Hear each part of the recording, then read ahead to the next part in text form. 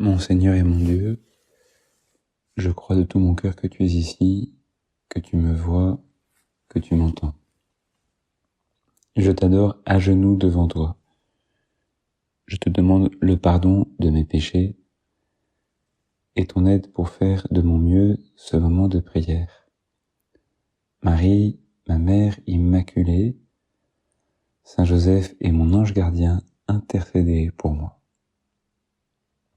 Nous sommes encore dans la joie de célébrer Noël, l'Église qui est notre maman du ciel, on pourrait dire, notre maman qui nous enseigne à avoir l'ambition de vivre du ciel, de vivre très haut, très loin, très grand. Elle veut continuer à ce que toi et moi, qui avons repris après des vacances de Noël qui sont souvent très chargées et parfois un peu fatigantes parce que on voyage beaucoup pour essayer de voir les familles, les amis, parce qu'il fait froid, et pour un tas d'autres raisons aussi, parce qu'on mange beaucoup, que on se couche tard, etc. Et on a repris le rythme, toi et moi probablement, ou peut-être que tu l'as jamais quitté. Et pourtant l'Église veut continuer à te faire goûter encore et encore la joie de Noël, la joie de l'Épiphanie, la joie de la naissance de Jésus, de ta naissance Jésus, la joie de goûter ta présence dans ma vie quotidienne, dans mon Bethléem, dans mon Nazareth. Et d'ailleurs, je pense que on a tous envie de continuer cette fête de Noël et que peut-être tu as encore gardé la crèche chez toi, dans notre paroisse. Grâce à toi, Jésus, eh bien, on garde la crèche jusqu'au 2 février, qui est le jour de ta présentation au temple par Marie et Joseph, et ça nous aide à plus intégrer ce mystère de ton enfance bienheureuse, de ta naissance bienheureuse au milieu de nos vies, au milieu de nos prisons, au milieu de nos ténèbres, au milieu de nos enfermements, au milieu de la pauvreté, du froid, du rejet. Et on n'arrête pas de parler de libération. Le Seigneur m'a envoyé apporter la bonne nouvelle aux pauvres, annoncer aux captifs leur libération. C'est ce que le prophète Isaïe avait annoncé, et toi c'est ce que tu viens accomplir, la délivrance. Tu es libérateur. C'est fascinant de penser qu'un enfant puisse être libérateur. Jésus, on se dit, mais comment est-ce qu'un enfant peut me libérer? Comment est-ce qu'un enfant peut être plus fort que mes ennemis, qui sont pourtant si forts, pourraient arriver à me libérer? Et d'ailleurs, on l'a contemplé dans le mystère de Noël, combien est-ce que Hérode a été plus fort, puisque il a massacré tant d'enfants. Alors comment est-ce que la fragilité d'un enfant, comment est-ce que le silence d'un enfant, comment est-ce que la dépendance d'un enfant pourrait me libérer? Ça me fait penser aux histoires que nous entendions quand nous étions petits. Il y avait une princesse qui vivait heureuse, princesse qui n'était pas forcément très riche, d'ailleurs probablement très très simple, et qui avait été attrapée par un homme qui l'avait mis dans une tour, et au fait l'homme s'était révélé être un dragon. Il était en apparence très beau, très séduisant, cet homme. Il était très agréable à voir. Voilà, c'était vraiment le type un peu parfait, le type rêvé. Et au fait, quand la femme s'est approchée d'elle, la princesse, elle se faisait un peu attraper par ce dragon qui s'est révélé, cet homme qui s'est révélé être un dragon, qui jouait au prince charmant, mais qui était ni prince ni charmant, et donc il l'a enfermé dans une tour. Alors je sais pas si tu te souviens, on voit ces tours là qui sont très grandes, et puis elle est à la fenêtre, et ça fait des années qu'elle est là, tellement que sa chevelure a poussé, et que elle arrive jusqu'en bas, jusqu'au pied de la tour. Mais la tour est entourée de ronces, de buissons d'épines, etc. Et puis il y a le dragon qui garde la tour.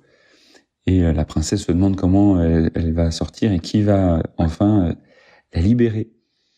Je sais pas si tu te souviens de ces contes-là. Et d'ailleurs, quand on écoutait ces contes-là, on était fascinés, toi et moi. On dit, ah mais c'est vrai, qu'est-ce qui va libérer la princesse? Un peu comme quand on est devant la crèche, au fait, on aime bien être là. Ça nous parle, on n'a pas envie d'en partir, comme les enfants qui sont là quand ils rentrent dans l'église. Et encore l'autre jour, une maman me disait cela. Quand elle rentre dans l'église avec son petit, déjà, elle se pose la question d'y rentrer, lui ne se pose pas la question, et quand elle y est, lui qui est si agité, il se calme tout à coup devant toi, Seigneur. Et donc nous, c'est pareil, on a aimé ce conte de Noël, on l'a vécu, il y a plus de gens que d'habitude à la messe, il y a une espèce de truc qui fascine. Et donc c'est cette princesse, on l'a laissée là, Seigneur, dans sa tour, avec ce dragon qui l'empêche de sortir, ses épines, et cette grande tour là. Et puis il y a toujours le chevalier qui arrive.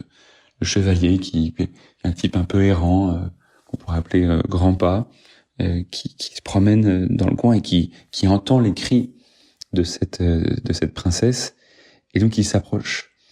Et puis bien évidemment il y a le dragon qui se pointe pour l'empêcher de s'approcher. Mais voilà, il avait une épée en or et il se bat comme un fou, ce chevalier, par amour pour toi. Il se bat comme un roi par amour pour vous. Et alors il arrive à massacrer le dragon, à couper les buissons d'épines, et à les tailler avec son magnifique cheval, son magnifique destrier, et il parvient jusqu'à la tour et il sauve la princesse, la portant sur sa monture, il l'emmène avec lui, et ils vécurent heureux et eurent de nombreux enfants. Donc, tu connais cette histoire, et Jésus, je me souviens de cette histoire, c'était fascinant d'écouter ces histoires-là, et je m'identifiais à un des personnages lorsque j'entendais l'histoire. Je sais pas si je m'identifiais plus au chevalier ou à la princesse, mais je les vivais parce que je m'identifiais au personnage.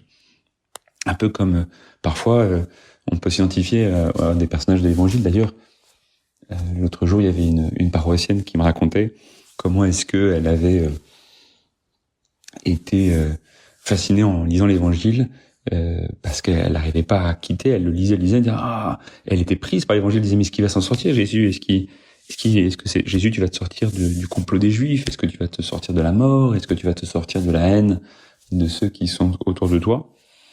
Et d'ailleurs, elle en voulait à ceux qui t'ont crucifié. Comme quoi, on peut vivre ces récits-là. Et c'est important de les vivre. Comme quand on regarde un film, on veut savoir ce qui va se passer. Toi et moi.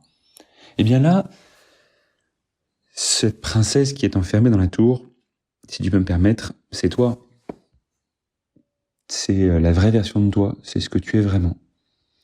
Et tu es enfermé dans une tour d'ivoire qui est ton orgueil, qui t'empêche d'être toi-même. C'est toutes les décisions que tu as prises qui ne sont pas ce que tu veux vraiment, mais ce qui correspond à ce que les autres attendent de toi, à ce que toi t'attends de toi-même, à l'image que tu veux donner de toi-même, à un espèce d'orgueil, on pourrait dire, où on est complètement pris par autre chose qu'en réalité par ce que nous sommes nous-mêmes vraiment. Et puis on pourrait dire aussi que les ronces, c'est le monde, c'est toutes les choses du monde qui t'empêchent finalement d'être vraiment ce que tu es appelé à être. C'est le manque de charité qui t'isole des autres. Et puis le dragon, évidemment, c'est le démon. C'est le démon qui cherche à te rendre prisonnier, qui t'a séduit par des belles choses, mais qui cachait des choses atroces, par les lumières extérieures, mais qui cachaient les ténèbres intérieures, par des apparences qui sont toujours trompeuses, mais qui cachaient quelque chose de très mauvais.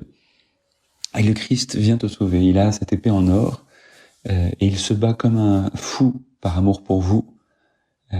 Tu te bats comme un roi par amour pour moi et pour toi qui prie en ce moment. Et c'est ça le miracle de l'enfant Jésus. C'est que l'enfant Jésus, il supprime de ma vie l'orgueil, il brise cet amour propre qui veut que je m'impose aux autres, qui veut me rendre grand sans Dieu, qui veut me rendre puissant sans Dieu, même puissant dans mes combats intérieurs, même au niveau de la vie intérieure. Parfois tu combats avec ton pouvoir, tu dis je vais y arriver, je peux. Mais le secret du chrétien, c'est le fait de dire je ne peux pas. Et comme disait saint François d'Assise, ton saint Jésus que tu aimais beaucoup, et qui aimait beaucoup la pauvreté, et qui est celui qui nous a aidés à faire de la crèche une tradition chrétienne maintenant universelle, il disait « Faire ce que l'on peut, voilà ce qui nous est impossible. Faire ce que l'on peut, voilà ce qui nous est impossible. Voilà ce qui est vraiment divin, être capable de faire ce que l'on peut, ajoute-t-il. Voilà ce qui est vraiment divin, être capable de faire ce que l'on peut. » C'est ça, c'est que le Christ il veut t'aider à dire, non, tu ne peux pas, je ne peux pas. Et ça sert à rien de monter dans ma tour d'ivoire, ça sert à rien d'essayer de vouloir s'en sortir tout seul pour monter par mes propres forces jusqu'au ciel, jusqu'à la sainteté. J'ai besoin de redevenir un enfant. Jésus, tu as combattu pour moi en devenant un enfant. Tu as pris cette épée en or qui est ton silence dans la présence de la crèche, dans la présence de l'Eucharistie, dans la présence de ta parole, dans la présence de ma vie quotidienne. Tu es là en silence et pourtant tu es toujours là. Et tu ne cesses de me parler comme un enfant parle juste par sa présence et fait fondre et fait sourire tous ceux qui sont là. Qui n'aimerait pas un petit être? Où est le roi? Le Christ qui veut se former dans ton âme, l'Esprit Saint qui veut former le Christ dans ton âme, il se fait tout petit pour que tu puisses l'accueillir et le laisser naître en toi encore aujourd'hui, pour que tu puisses être libéré. C'est magnifique d'entendre ces phrases. Dieu donne au roi, à ce vrai roi, tes pouvoirs, à ce fils de roi, ta justice, qu'il gouverne ton peuple avec justice, qu'il fasse droit aux malheureux. Il les rachète à l'oppression, à la violence. Leur sang est d'un grand prix à ses yeux. Tu vois, ton sang est d'un grand prix aux yeux de Jésus, et il sait que tu es sous l'oppression, sous la violence, et il veut t'en libérer. Alors, encore aujourd'hui, réalise que tu es un fils de roi, et que tu es sous l'oppression, et que tu as besoin de contempler cet enfant Jésus pour qu'il vienne te libérer de toi-même, de la fausse version de toi-même, du monde et des autres, pour que tu puisses dans la joie, vivre dans la joie des enfants de Dieu. Que Marie te donne d'accueillir encore aujourd'hui, dans toutes les circonstances de sa journée, l'enfant Jésus qui vient à toi. Ne l'oublie pas, il est en toi, il veut naître en toi. Je te remercie, mon Dieu, des bonnes résolutions, des beaux désirs et des lumières que tu as semées dans mon cœur pendant ce moment de prière. Je te demande de m'aider à les faire fructifier. Marie, ma mère immaculée, Saint Joseph et mon ange gardien, accompagnez-moi toujours dans le chemin.